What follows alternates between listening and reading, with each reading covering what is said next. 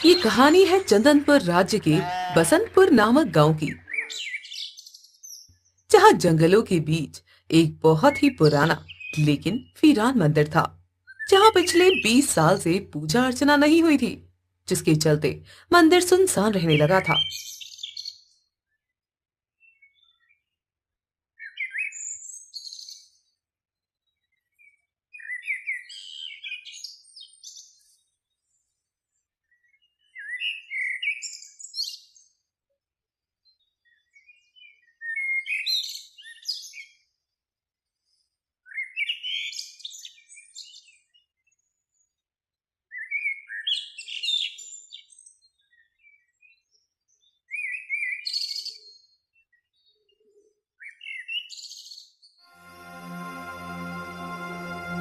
चंदनपुर महाराज वृषदेव का सख्त आदेश था कि जो कोई भी इस मंदिर के आसपास भी दिखाई दिया, उसे तुरंत मृत्यु दंड दे दिया जाएगा। मृत्यु दंड के भय से गांव वालों ने मंदिर में आना जाना बंद कर दिया था। केवल कुछ ही लोग चोरी छुपे कभी कभी मंदिर को देखने आ जाया करते थे। एक दिन बबलू नाम का एक आदमी उसी गांव के जंगलों से गुजर रहा था। बबलू बेहद ही गरीब था और दूसरे गांव से आया था। दरअसल बबलू को दूसरे गांव के पंडित ने पाला था। पंडित भी इसका असली पिता नहीं था।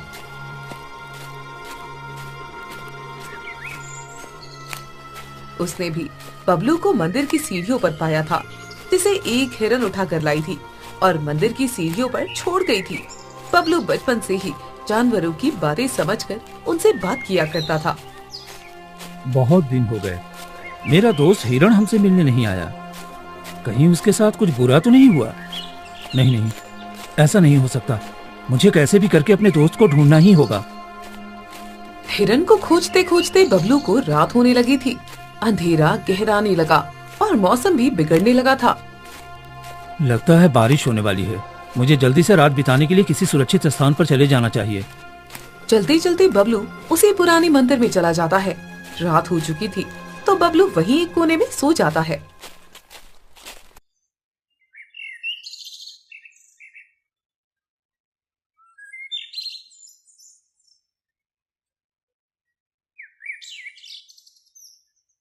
अरे, ये तो एक मंदिर है, लेकिन ये इतना गंदा और वीरान क्यों है? क्या यहाँ कोई पुजारी नहीं है? भला भगवान के घर को कोई ऐसा वीरान छोड़ता है क्या? तभी बबलू देखता है कि सामने से एक हिरन आ रहा था, जो उसका दोस्त था। बबलू हिरन को देखकर बहुत खुश होता है। देखते ही देखते वो हिरन बबलू के पास आ जाता है। अरे दोस्त, तुम आ गए? लेकिन इतने दिनों से तुम कहाँ थे? सब ठीक तो है ना? कोई परेशानी तो नहीं है? अरे नहीं नहीं बबलू, कोई परेशानी नहीं है। दरअसल मैं अपनी माँ से मिलने दूसरे गांव के जंगल में चला गया था, इसलिए तुमसे मिलने नहीं आ पाया था। लेकिन अब सब ठीक है, तुम चिंता मत करो। अब मैं हमेशा तुमसे मिलने आया करूंगा। चलो फिर ठीक है। तुम तो जानते ही हो कि तुम्हारे अलावा मेरा कोई नहीं है। पहले तो पंडित जी थे, अब वो भी भगवान के पास चले गए हैं। हाँ हाँ बबलू, मैं जानता हूँ। अब चलें हमेशा की तरह जंगल में घूमने? हाँ दोस्त, चलो हम दोनों साथ में चलते हैं जंगल घूमने। बबलू और हिरन साथ में जंगल घूमने चले जाते हैं। दरअसल बबलू उस राज्य का राजकुमार था, जिसके माता पिता को मंत्री ने कैद कर लिया था और खुद राजा बन गया था। मंत्री बबलू को बचपन से ही मार देना चाहता था और इसलिए उसने एक सैनिक को बबलू को मारने के लिए भेजा था। लेकिन सैनिक को छोटे से राजकुमार पर दया आ जाती है और वो उसकी हत्या नहीं करता, बल्कि जिंदा ही जंगल में ही छोड़कर चला जाता है। हिरन को ये सारी बात बता दी, लेकिन हिरन ने बबलू को कभी कुछ नहीं बताया।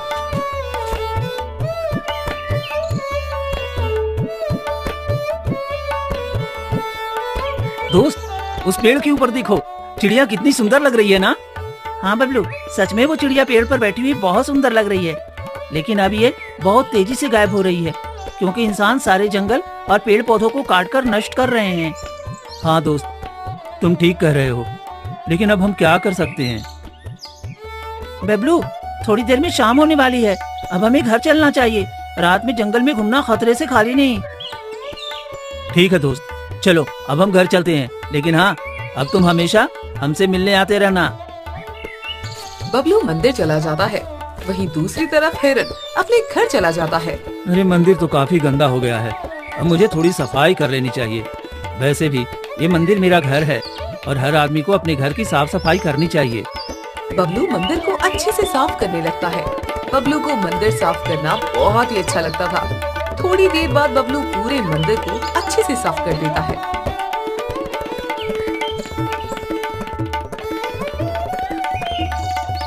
चलो, पूरा मंदिर तो अच्छे से साफ हो गया। अब मुझे उस वृक्ष के नीचे जाकर थोड़ा आराम कर लेना चाहिए। मंदिर के बाहर एक बहुत विशाल वृक्ष था। बबलू उस वृक्ष के नीचे जाकर बैठ जाता है। ये जंगल कितना सुंदर और शांत लगता है। जिधर देखो उधर हरियाली ही हरियाली। पता नहीं फिर भी लोग इस मंदिर में क्यों नहीं आते। बबलू अपने आप से इतना कह ही रहा था कि तभी बबलू की नजर सामने से आते हुए एक आदमी पर पड़ती है। लगता है ये कोई गांव का आदमी है जो इस मंदिर में पूजा करने आ रहा है। देखते ही देखते वो आदमी बबलू के पास आ जाता है। दरअसल वो उस गांव का मुखिया था जो चोरी छुपे मंदिर को देखने आ जाता था। अरे बेटा, तुम इस सुनसान जंगल में क्या कर रहे हो? तुम्हारा इस जंगल में रहना खतरे से खाली नहीं है। काका, दरअसल मैं दूसरे गांव से आया हूँ। मेरे पिताजी एक पंडित थे। कुछ दिनों पहले उनकी मृत्यु हो गई। तभी से मैं इस मंदिर को अपना घर समझकर यहीं रह रहा हूँ। अरे बेटा, तुम्हारा इस मंदिर में रहना ठीक नहीं। तुम मेरे साथ चलो। तुम हमारे साथ हमारे गांव में रह सकते हो, लेकिन इस मंदिर में नहीं। काका, मुझे माफ कर दो, लेकिन मैं इस मंदिर को ही अपना घर मान चुका हूँ और मैं इस मंदिर को छोड़कर कहीं नहीं जाना चाहता। चलो ठीक है बेटा, कोई बात नहीं, लेकिन तुम इस जंगल में थोड़ा ध्यान से रहना, क्योंकि इस जंगल में बहुत सारे खूंखार जानवर रहते हैं। अरे काका, तुम चिंता मत करो, मैं जानवरों की बात समझ सकता हूँ। यहाँ के सारे जानवर मेरे दोस्त हैं और वो मुझे किसी तरह का नुकसान नहीं पहुंचाते। बबलू की बात सुनकर गांव का मुखिया हैरान हो जाता है।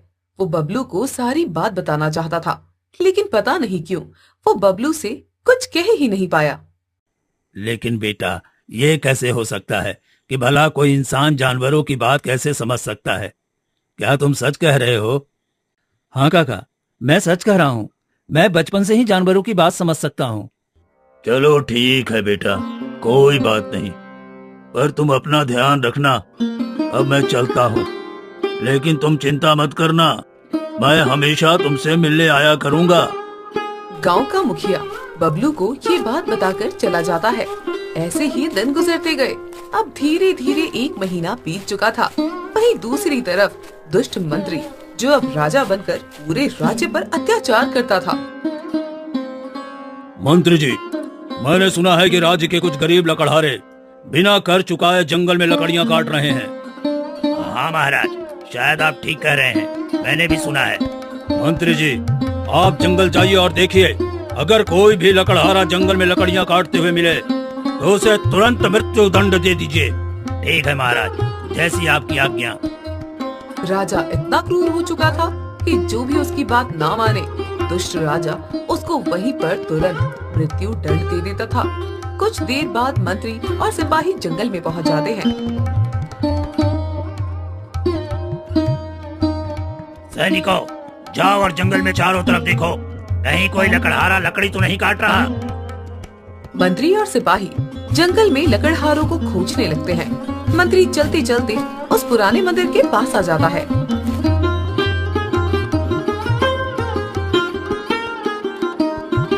अरे ये तो वही मंदिर है। महाराज ने कहा था इस मंदिर में कोई भी मिले तो उसे तुरंत वहीं पर मार दिया जाए। जरा देखो तो, इस मंदिर में कोई है तो नहीं। तभी मंत्री की नजर बबलू पर पड़ती है, जो मंदिर की साफ सफाई कर रहा था। बबलू को देखते ही मंत्री तुरंत क्रोधित हो जाता है।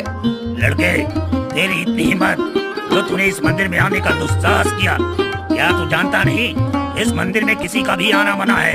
फिर तू इस मंदिर में क्या कर रहा है? मंत्री जी, मैं तो कुछ दिनों पहले ही इस मंदिर में रहने के लिए आया था। कृपया आप मुझे माफ कर दीजिए, मुझे इन सब के बारे में कुछ भी नहीं पता था।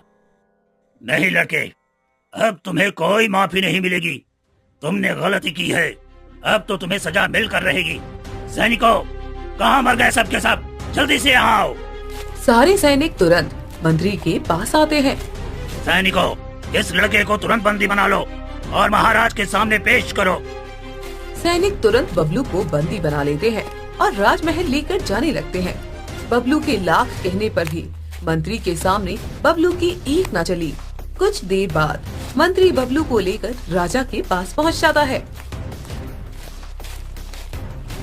क्या हुआ मंत्री जी, आपने इस लड़के को क्यों बंदी बना रखा है? आखिर इस लड़के ने ऐसा क्या किया है? कहीं यह लड़का जंगल में लकड़ियां तो नहीं काट रहा था? महाराज, आपको पता है ये लड़का उसी मंदिर में था जिस मंदिर में आपने किसी को भी न जाने के लिए कहा था। फिर भी यह लड़का आपकी बात न मानकर उस मंदिर में गया था। क्या इस लड़के की इतनी हिम्मत जो मेरे मना करने के बाद भी उस मंदिर में प्रवेश किया? ये राजद्रोह है और इसकी एक ही सजा है, मृत्युदंड। राजा की बात सुनकर बबलू को बहुत आश्चर्य होता है। वो सोचने लगता है कि आखिर मंदिर में सफाई करने से राजा को क्या परेशानी हो सकती है और इसके लिए इतनी बड़ी सजा क्यों? फिर वो कुछ सोचकर कहता है, मुझे माफ कर दीजिए महाराज, मुझे मृत्यु दंड मत दीजिए। आप कहेंगे तो मैं ये रात छोड़कर ही चला जाऊंगा। गांव वालों के मन में मेरे प्रति आक्रोश है। अगर मैं इस लड़के को छोड़ दूं तो वे लोग समझेंगे कि मैं दयालु राजा हूं और बगावत नहीं करेंगे। वैसे भी मेरा मंत्री मुझे कुछ ठीक नहीं लग रहा है।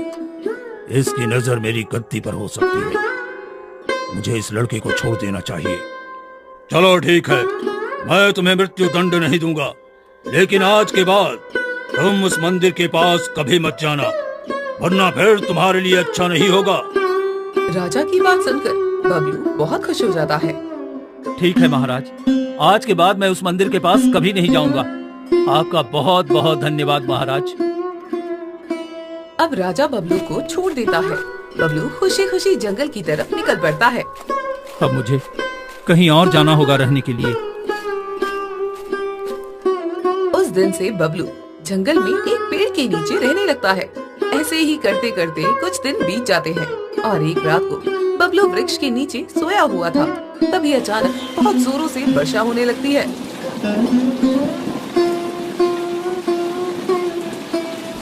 बारिश तो बहुत तेज हो रही है और मुझे ठंड भी बहुत तेज लग रही है। इससे अच्छा तो मैं उस मंदिर में ही रहता। वैसे भी राजा को क्या ही पता चलेगा कि मैं फिर से उस मंदिर में चला गया हूँ। बबलू फिर से उस मंदिर में जाकर रहने लगता है। एक दिन बबलू उस वृक्ष के नीचे बैठा हुआ था।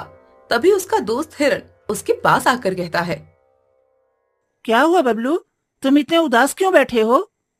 कुछ नहीं दोस्त, बस वैसे ही कुछ सोच रहा था। लेकिन तुम क्या सोच रहे थे, जरा मुझे भी तो बताओ, हो सकता है मैं तुम्हारी कुछ मदद कर पाऊं। बबलू ने अपने साथ हुए सारी घटनाओं को अपने दोस्त हिरण को बताया। अच्छा, तो ऐसी बात है, इसीलिए तुम उदास बैठे थे। लेकिन दोस्त, मैं एक चीज सोचकर बहुत परेशान हूँ कि भला राजा को इस मंदिर की साफ सफाई से इतनी परेशानी क्या है? कोई तो राज है, क्या तुम्हें कुछ पता है? नहीं नहीं बबलू, मैं तो इन सब के बारे में कुछ नहीं जानता हूँ। हिरण को सब कुछ पता था, लेकिन हिरण बबलू को सच बताकर बबलू की जान खतरे में नहीं डालना चाहता था। आज ये दोनों जंगल में घूमने नहीं जाते, बल्कि वो दोनों आपस में ढेर सारी बातें करते हैं।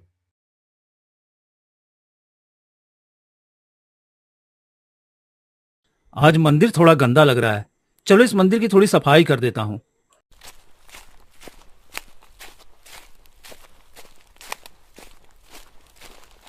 फिर बबलू सुबह सफाई करते समय वहां रखे हुए 7 में से एक दीपक को छू लेता है। उसके हाथ लगाने से दीपक जल जाता है। बबलू ये सब देखकर हैरान हो जाता है। अरे, ये दिया मेरे छूने से जलने कैसे लगा? ये दिया तो जल नहीं रहा था। गांव की एक बूढ़ी औरत और राजा का मंत्री भी इस घटना को देख लेते हैं। अरे, इस लड़के को तो महाराज इस मंदिर में आने के लिए मना किया था, फिर भी यह लड़का मंदिर में चला गया। अब मुझे इस लड़के को महाराज के पास ले जाना चाहिए। मंत्री सैनिकों से कहकर बबलू को बंदी बनाकर राजमहल ले जाता है और सारी घटना राजा को बता देता है। दीपक जलने की खबर से राजा डर जाता है, लेकिन वो अपने आप को संभालते हुए कहता है, इस लड़के को जीवित छोड़कर हमने बहुत बड़ी गलती की थी। अब इस गलती को सुधारना पड़ेगा। आप सैनिकों के साथ जंगल में इस लड़के को ले जाइए और वहीं पर इसको मार दीजिए। जैसी आपकी आज्ञा महाराज। मंत्री बबलू को मारने के लिए कुछ सैनिकों को साथ लेकर जंगल की तरफ निकल पड़ता है।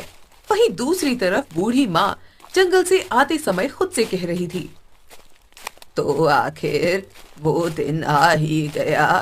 अब मुझे ये बात सारे गांव वालों को जाकर बता देनी चाहिए। बूढ़ी माँ तेजी से गांव की तरफ निकल पड़ती है। थोड़ी देर बाद गांव के मुखिया के पास पहुंच जाती है। अरे अरे, क्या हुआ काकी? क्यों इतनी जोरों से भागी जा रही हो? सब ठीक तो है ना? बूढ़ी औरत मुखिया को सारी कहानी बता देती है, जिसे सुनकर मुखिया के चेहरे पर खुशी दिखती है। तब तो ये बहुत खुशी की बात है।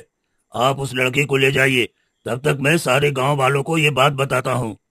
बूढ़ी औरत लड़के को लेने चली जाती है। वहीं दूसरी तरफ मंत्री बबलू को लेकर जंगल में पहुंच जाता है। सैनिकों, जल्दी से इसका सर इसके धड़ से अलग कर दो। सैनिक जैसे ही तलवार उठाता है, तभी एक शेर वहां पर आता है। शेर को देखते ही मंत्री और सारे सैनिक डर कर भाग जाते हैं। शेर बबलू को थोड़ी देर देखता है, फिर वहां से चला जाता है।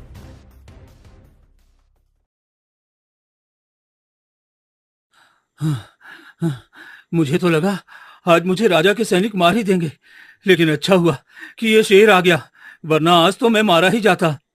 बबलू ये सब सोच ही रहा था कि तभी बूढ़ी औरत वहां आ जाती है और बबलू से कहने लगती है, बेटा तुम मेरे साथ गांव चलो। हम गांव वाले तुम्हें कुछ बहुत जरूरी बात बताने वाले हैं। लेकिन बूढ़ी माँ, मेरे जैसे गरीब लड़के से आप सब क्या ही जरूरी बात करेंगे?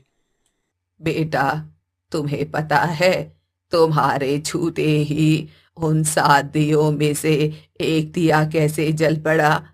क्योंकि तुम्हारे बारे में एक रहस्य छुपा है जो हम गांव वाले तुम्हें बताना चाहते हैं। तुम बस मेरे साथ चलो बेटा। बबलू सोचता है कि हाँ, बूढ़ी माँ सच कह रही है, मुझे उनके साथ जाना चाहिए। बबलू बूढ़ी औरत के साथ जाने लगता है। वहीं दूसरी तरफ गांव का मुखिया कुछ गांव वालों को इकट्ठा कर चुका था। तभी बूढ़ी औरत और बबलू को लेकर वहां पहुंचती है। अरे बबलू, ये मंदिर स्वयं देवी माँ ने बनवाया था और तुम्हारे पूर्वज को आशीर्वाद दिया था कि उसके 7 बेटे होंगे। हर बेटा साल के किसी खास दिन एक एक दीपक जलाकर पूजा करेंगे। तो जब तक ऐसा होता रहेगा, तब तक इस राज्य में कोई बाहरी शक्ति विजय प्राप्त नहीं कर सकती। जब से हमारे राजा रानी अचानक से गायब हुए हैं और ये नया राजा बना है, तभी से ये मंदिर वीरान है। राजा उन 7 भाइयों के औलादों में से था। हमारे राजा रानी के गायब होने के बाद धीरे धीरे बाकी 6 भाइयों की औलादें भी गायब हो गईं और ये मंदिर वीरान हो गया। तुम्हारे छूने से दीपक जल उठा, इसका मतलब तुम ही हमारे राजकुमार हो, जिसे इस राजा ने बचपन में मारने का आदेश दिया था। बबलू ये बात सुनकर हैरान हो जाता है, कहीं ये सब सच तो नहीं कह रहे हैं। तो बूढ़ी माँ, मेरे माता पिता कहाँ हैं? बेटा तुम इस राज्य के राजकुमार हो और तुम्हारे माता पिता को बंदी बनाकर दुष्ट मंत्री खुद राजा बन गया है। तुम्हें जल्द से जल्द हमारे राजा और रानी को उनकी कैद से छुड़ाना होगा। बूढ़ी माँ, उस दुष्ट मंत्री ने मेरे माता पिता को बंदी बनाकर अच्छा नहीं किया। वो दुष्ट मुझे पहचानता है। अगर मैं दोबारा उसके सामने गया तो वो मुझे पहचान लेगा। हमें कुछ ऐसा करना पड़ेगा जिसमें मैं उसके नजदीक जा सकूं और कारागार तक पहुंच हासिल कर सकूं। बबलू ये सोच ही रहा था कि तभी वहां पर एक साधु बाबा आ जाते हैं। क्या हुआ बालक, तुम बहुत चिंतित दिखाई दे रहे हो। सब ठीक तो है ना? हाँ साधु बाबा, सब ठीक ही है, लेकिन एक समस्या है। अगर वो समस्या दूर हो जाए तो फिर सब अच्छा है। क्या समस्या है बालक, तुम मुझे बताओ। हो सकता है मैं तुम्हारी समस्या को दूर कर पाऊं। बबलू साधु बाबा को शुरू से लेकर अब तक उसके साथ जो भी हुआ था वो सब बता देता है।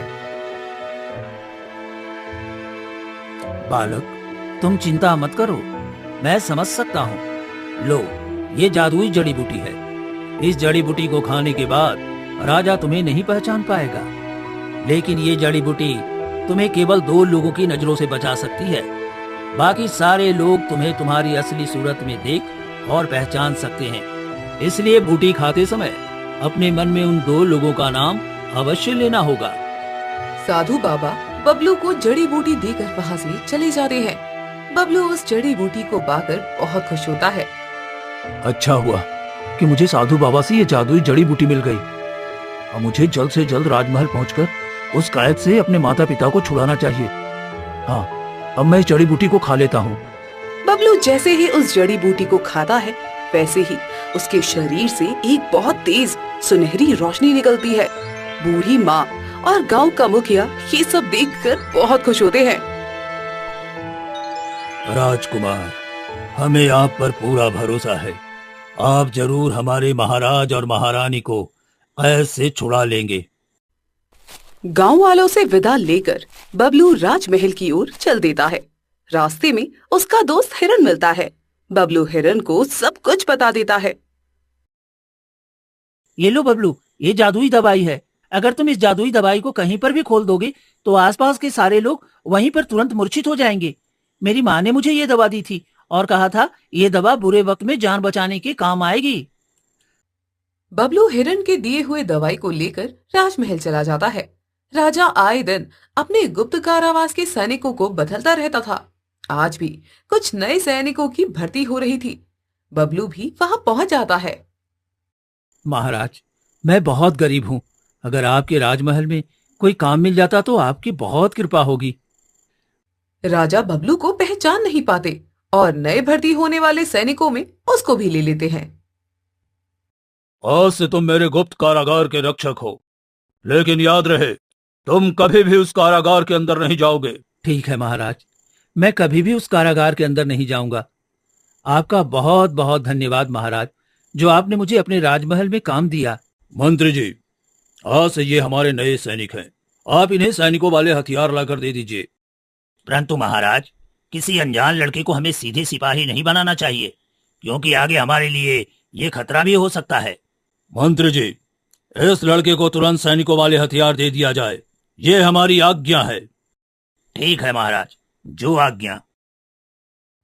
राजा अपने मंत्री पर शक करने लगता है। उसको लगता था कि जैसे उसने अपने राजा को धोखा देकर राजगद्दी हथिया ली थी, वैसे ही उसका मंत्री भी कर सकता है। शायद इसलिए मंत्री की बातों को वो नजरअंदाज करने लगा था। फिर मंत्री बबलू को सारे हथियार और कपड़े लाकर दे देता है। बबलू मन ही मन बहुत खुश था, क्योंकि अब उसकी योजना उसकी सोच के अनुसार ही हो रही थी। ऐसे ही करते करते कुछ दिन और बीत जाते हैं।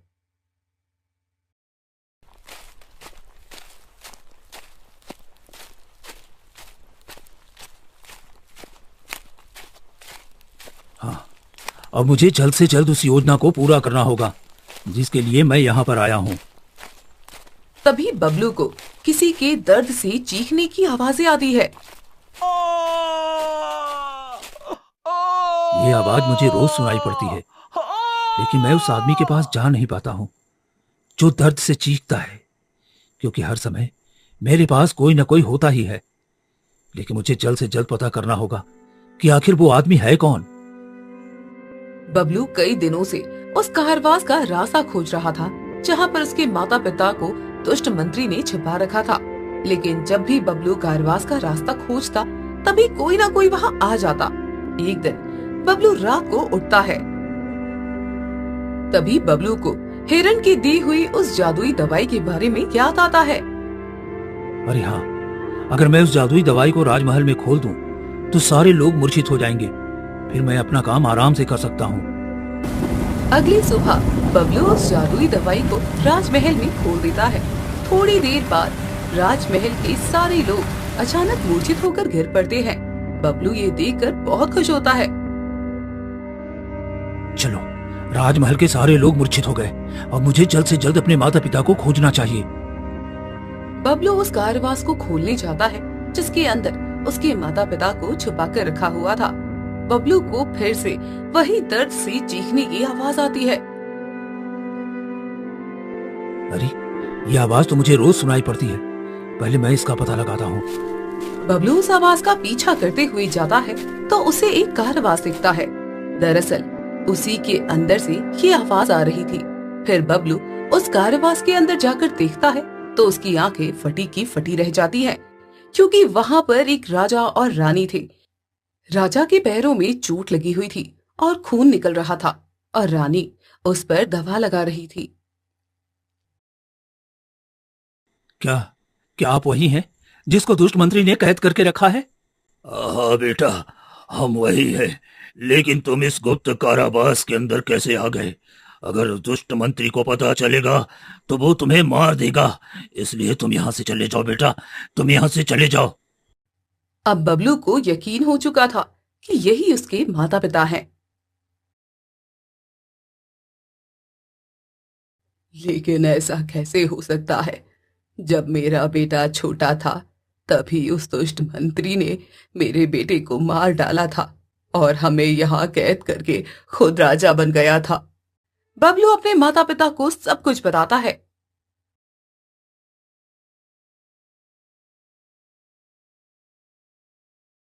आप दोनों मेरे साथ चलिए, अब उस दुष्ट मंत्री को सजा मिलने का समय आ चुका है। पिताजी, आप दोनों तो मिल गए, लेकिन आपके 6 वंशज कहाँ हैं जिसको दुष्ट मंत्री ने आपके साथ ही कैद करके रखा था? वे सभी इसी कारागार में बंद है बेटा। अगर तुम किसी तरह से सबको बचा लो और सभी मिलकर मंदिर में रखे हुए दीपक को प्रज्वलित कर दो तो महादेवी की कृपा से ये दुष्ट राजा और इसके सारे बंधन अपने आप ही समाप्त हो जाएंगे। बबलू ऐसा ही करता है। वो बाकी वंशजों को कारावास से निकाल लेता है और इससे पहले कि राजा या उसके सैनिकों को पता चलता, सभी लोग एक साथ जाकर मंदिर में रखे 7 दीपकों को प्रज्वलित कर देते हैं। दीपक जलते ही एक तेज रोशनी होती है और देखते ही देखते सब कुछ बदल जाता है। राजा बना धूर्त वृषदेव और उसकी सारी सेना अब निष्क्रिय हो चुकी थी। सच्चाई सबके सामने आ चुकी थी। धोखे से राजा बने मंत्री को राजगद्दी से हटाकर कारावास में डाल दिया जाता है और असली राजा को गद्दी पर बैठा दिया जाता है। और इस प्रकार राजा के साथ प्रकृति ने भी सच का साथ दिया, साबित कर दिया कि अत्याचार से कुछ दिन तक दबाए रखा जा सकता है, लेकिन जीत हमेशा सच की होती है।